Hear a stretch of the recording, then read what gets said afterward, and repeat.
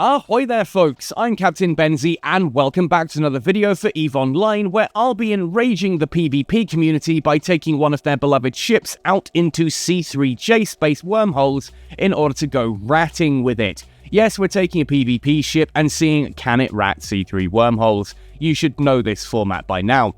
Now in today's video we're going to be taking a look at the Minmatar Republic's combat recon, the Huginn. It's not visually my favourite ship, I don't dislike it. It's a Minmatar ship, it is of course a projectile turret vessel, therefore it was only a matter of time before eventually I would cover this one. Now before we jump in, if you are relatively new to EVE Online, check out my referral link in the description of this video. If you've not used a referral link before, you'll get 1,000,000 free skill points. I get a little bit of a kickback from that as well. It's a great way to help support the channel and actually get yourself something in the process. Anyway, all of that said and done, let's jump straight in to talking about the Huginn. The Huginn is the Minmatar Republic's combat recon ship, and what this means essentially is that this is primarily an electronic warfare ship. This is designed for assisting in a fleet, applying additional effects to the enemy in order to essentially multiply the force that you are with.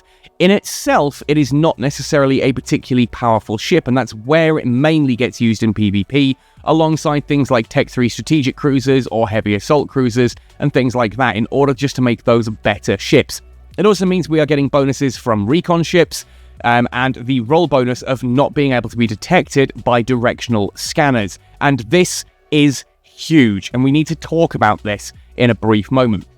Now, before we go any further, it is worth pointing out that the Huginn as a Tech 2 cruiser is exclusively available to Omega pilots. You will need Omega to fly this, you will need Omega to train the recon ship's skill. Also, Huginn, if you're worrying about the name, or wondering rather, probably not worrying, I doubt the name is going to keep you up at night, Huginn goes alongside the Munin, the heavy assault cruiser, which this pairs really, really nicely with, to be the two names of Odin's ravens in Norse mythology. So the Huginn and the Munin work in terms of the names, and they also work really nicely together in a small fleet composition. If you and a friend fancy going sort of PvPing, a Huginn and a Munin do work really, really well. Okay, so let's talk about that combat recon bonus of not being detectable by directional scanners. This means if you are sitting in a wormhole ratting, for example, because there's no local, any scout that enters that system will not see anyone in local and will not see anyone on D-scan. This can often prompt them to simply move on to the next wormhole if they're looking for PvP targets. It's not guaranteed. A good, thorough scout will still drop combat scanner probes and will still spot you. And if you're ratting with a Huginn and you're using a mobile tractor unit, that will show up on D-scan. And again, that kind of works both ways. A lot of PvPers who see an MTU on D-scan but no ship will assume it's abandoned. That may prompt them to combat scan it down, at which point you'll see combat scanner probes and you'll know that you need to move, or they may just choose to ignore it completely. This means you either want to drop the MTU at the end of the site, orbit it while it does its job, and scoop it quickly while keeping an eye on D-scan to make sure that no one has spotted you if you're going for the super sneaky approach, or you could theoretically drop that MTU at the end of a combat site, bookmark it, and then warp to the next one. At the end of that combat site, you drop another mobile tractor unit, meaning that you're going to have two of these in your cargo. You're going to bookmark that one, fly back to the original, scoop it with all the loot in it, and then move on to your third site. At the end of the third site, you drop the first MTU again, walk back to the second one, and you kind of do that sort of leapfrogging effect. This will mean that if you spot anyone come into system who sees that there is a mobile tractor unit there, by time they scan that mobile tractor unit down and warp to it, you're long gone. They're just going to see an MTU and assume it's abandoned. They may decide to destroy it, which is a risk you'll have to take, but at least they won't have found you. And that's what's prompted this video. A lot of people have asked about the combat recon ships. Are they worth using in J-space ratting simply because people won't even know you're there? The answer to that is maybe. My mileage has been that, yeah, actually, people do just appear in system. Like, I will spot a ship on D-scan, and I'm like, I know that's a scout, and I'll see them appear and disappear, and they'll move off further down the chain. So yeah, there is some credit to that, but a good scout will still scan down and may just warp to all the combat sites just to check. It's unlikely that they're going to spot a combat recon because not many people rat in them, but hey, now that I've put this video out, they're going to be thinking more about that. Anyway, ramble about the roll bonus over. We then have our ship characteristics and bonuses. So I've mentioned before, this gets bonuses from the recon ship skill. 60% bonus to Stasis Webifier optimal range. That is per skill level, so that's 300% of full training, and a 5% bonus to medium projectile turret damage. Again, 25% at full training. That Stasis Webifier optimal range, obviously it doesn't affect the strength of the webs, but it does mean they have absolutely bonkers Webifier range. Them 25% turret damage, nice, every shot you fire does just that little bit more damage. Mimitar Cruiser then, because this is a Mimitar Cruiser, 5% bonus to medium projectile turret rate of fire. That is a 25% bonus at full training, and a 10% bonus to target painter effectiveness, 50% bonus at full training. Hopefully you're already seeing what this is designed to do in PvP. Essentially, warp in on someone, web them in position from range, probably with some long point as well, just to hold them in position, while painting them so that your friendly Munins can walk in and slap them around the face with missiles. But that's not what we're using it for. We're using it for PvE. So does this work? And if so, how? Well, this is the fit that I'm currently running, and straight out the gate, let me point out that this is not going to be a perfect fit. There are probably some things that you could change on this that are going to make it cheaper, more effective. Your skills are going to mean that the mileage on this will vary, but this particular ship and fit runs all 4 of the C3 combat sites. Don't look at C4s, the spawn distance on those is so insane. I didn't try it in the Relic and Data Forgotten and Unsecured sites. I don't think it would cope particularly well. It could probably clear them, for sure. I mean, it's got the survivability, just they take a long time to clear those sites, so you might want to opt for something else, but it can probably do it if you really, really need to. Now, the slot layout on this is 5 high slots with 4 turret hardpoints or 1 launcher hardpoint. We then have 6 mid slots and 4 low slots alongside 2 rigs. So let's see what I've jammed into those. For the high slots, I've gone for 425mm AutoCannon IIs, probably my favourite high slot module in the entire game.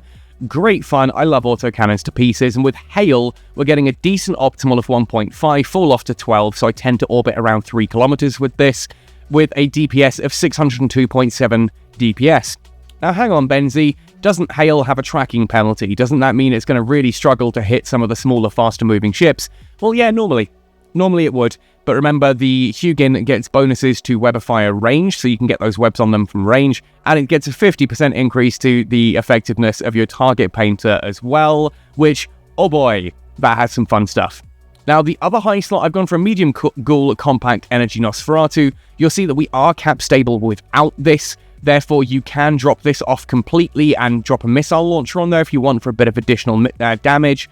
I just put this on here just to be safer in some of the waves that have heavy neutralization. Kind of a rinse and forget, but absolutely feel free to swap that for something like a probe launcher if you want to be able to scan down your exits. You could put something like a standard missile launcher on there. I'd probably go a heavy assault missile launcher, to be fair, or a rapid light could even work there. Whatever really tickles your fancy. In the mid slots then, we have our electronic warfare. Target Painter. I've gone for a Republic Fleet Target Painter, 62% signature radius modifier. Look at that. Anything that I hit within 54 kilometers has its signature radius increased by 62%. And it then ranges all the way out to 189 kilometers with that effectiveness effectively dropping to 0 at that distance. But still, that is long range. 54 kilometers alone is absolutely bonkers for a target painter to give you 62% signature radius.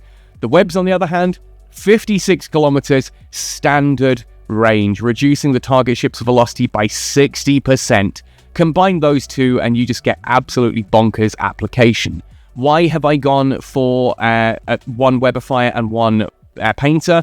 Basically because of stacking penalties. If you have 2 painters or 2 webs, they're not as good as each other. And on the Huginn, it mathematically works out that 1 painter and 1 web is better than either 2 painters or 2 webs. In addition to this, I just want to point out, if you overheat that web, 73 kilometers. Like, you're never going to use that in PvE. You're never going to use that, really, just to stop a ship running away from you. But it's there. It's there, and it works. Bit of propulsion in the form of a Republic Fleet 10 meganewton Afterburner gives us a maximum velocity of nearly 800 meters per second, with a small signature radius of only 120, means we are fast. We are fast, which means we don't get hit frequently. And that's kind of useful because our overall shield boost is only 74.1. That's using a GIST C-type large shield booster. I do twin this with a Multispectrum shield hardener just to push those resistances up. It means that I'm very rarely getting hit, and most of those hits are going to be glancing thanks to the size and speed of the Huginn, but we do have good resistances so that anything that does hit us gets absorbed quite nicely by that. This means that 74.1 hit points per second is actually enough to keep up with the incoming damage quite comfortably, as long as you are mitigating as much of that damage as possible by flying the ship efficiently. Finally, for the mid slots, I'm running a Republic Fleet large cap battery. Again, you could go for a Thucker here. I had a Republic Fleet large cap battery sitting around. I couldn't be bothered to go and get a Thucker. Thucker does have the advantage of being more resistant to newts, but either way, you're going to be cap stable, which is kind of the point here. The low slots, I have had to cram in 2 Dark Blood Reactor control units in order to push up the power grid to the point that I can run all the modules required here. Be aware of that. That does push the cost of this little ship up quite a bit, but it is necessary to get the additional power grid required. You're probably also going to want to have power grid management at 5, if not also weapons upgrade 5 and advanced weapons upgrade 5 to reduce the power grid requirement of those 4 turrets. Finally then, 2 Gyrostabilizers just push up the amount of DPS that we can do. You could go for tracking enhancers here, but I really have not seen the need for it, considering that the Huginn gets those massive bonuses to the target painter and the webs anyway. Most things you're going to be applying pretty effectively to, regardless. You may have lower tracking skills, therefore it might be worth it, but for me, Gyrostabilizers all the way. Finally then, rig slots, Semiconductor Memory Cell 2, Capacitor Control Circuit 2. That's just about keeping up that capacitor recharge. That said, you could probably drop those. I may have gone a bit overzealous on the capacitor there. 30.9 gigajoules per second. Let's have a look at that. Yeah, if I drop both of those, you could probably swap those for additional damage, actually. 11.8 is probably a little low, so we could probably keep the Capacitor Control Circuit 2 and drop the Semiconductor Memory Cell 2. Let's have a look at what we could put in instead of that. Let's go for something like a medium projectile. Don't think we'll necessarily be able to fit a burst aerator in there. No, it goes over. A standard burst aerator we could do. Ah, that's why I did it. Look at the power grid. Look at the power grid. Yeah, that's why I went for capacitor on this rather than anything else. You could go for shield, but I think you get the same kind of issues there as well. Just go straight up capacitor and it works fine. It works fine. We do have 40 megabits per second of drone control bandwidth, and we've got 40 cubic meters of drone bay. Now that can be 4 medium drones, which is what I usually go for. 4 Vespa IIs is what I'm running in this. You could go for target painter drones or Webifier drones, but what's the point? Your application is already good. You could theoretically go, I suppose, for 1 heavy drone, 1 medium drone, and a light drone. That would also work, and that would give you really nice damage spread. So that would work out as something like, you know, an Ogre 2, a Hammerhead 2, and a Hobgoblin 2, or the Caldari equivalent, which is what I'm running here. I do prefer the Caldari drones for the most part because they've got a nice mix of good DPS, good application, and solid defense. And for someone like me who forgets to recall their drones all the time, that defense makes all the difference. Anyway, all that said and done, let's showcase this in action. Now, I'm not going to bother showcasing the entire Fortification Frontier Stronghold. There's just no need. The first 2 waves are dead simple. You can see I'm sitting at full shield. I'm sitting at full capacitor. Nothing's been overheated. We are absolutely fine. Now, as I come into wave 3, I think this is an interesting way to showcase how the Huginn works and how it doesn't work. Now, currently, I need to take out that Awakened Preserver. I'm using Barrage ammunition. I can sort of hit at this range, not particularly well. My drones are going to reach in there and do their thing. Obviously, my webs and my target painter reach out to that range. I don't know why I'm not webbing at this range as well, because that would just help those drones do that little bit more damage. I really should be. I've probably tapped it just before it was in range and, you know, forgotten to actually do it now. But you can see that we are able to hit at decent ranges, and even as, you know, we don't have much tank, it is holding against that Sleepless Upholder battleship because I'm keeping up my angular momentum. Except I'm not. I'm flying in too sharp against that, and that is now beginning to negatively affect my tank. Getting very low on the shield there. The shield booster is struggling to keep up. Therefore, I want to increase my angular velocity against that awakened Sleepless Upholder. That's what's doing the damage here. Therefore, I want to get a nice high angle against it whilst still trying to close range, because closing range means that your effective angular velocity is that little bit more effective. If you're doing 800 meters per second in a direct 90-degree sort of, what's the word I'm looking for, perpendicular run to someone, and you're doing that at 50 kilometers, you are moving across their visuals slower than if you're doing that at 3 kilometers. So it is worth trying to sort of spiral in nice and effectively. But you'll see that once I figure out that, yeah, I'm taking a little bit too much damage, and I change my angle, I suddenly stop taking that damage, and the tank is more than capable of keeping up at that point. So we are about to take down that Awakened Preserver and move on to the Upholder.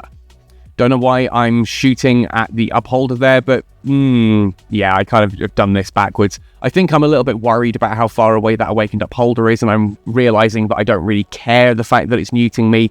The web's not ideal, but as long as I'm getting closer to that Upholder, the Sleepless Upholder battleship, things are going to work out just fine.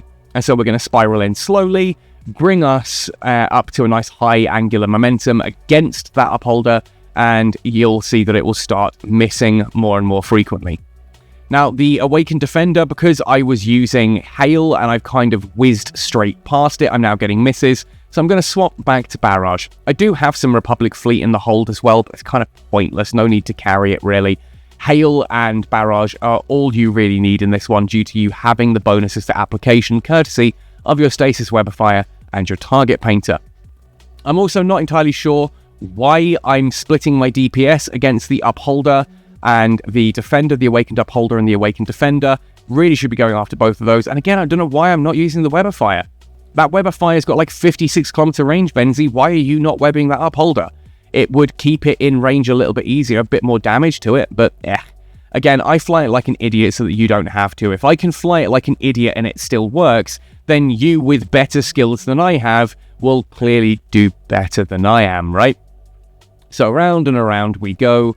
We are about to take out that Upholder and move on to the Sleepless Upholder. It's a battleship. I would like to take it out. It's big DPS. Something that someone did mention to me as well, which is an interesting point to note, especially when flying a combat recon. In the final wave of each combat anomaly, there is a ship that when you kill it, will also remove that combat anomaly from the overview.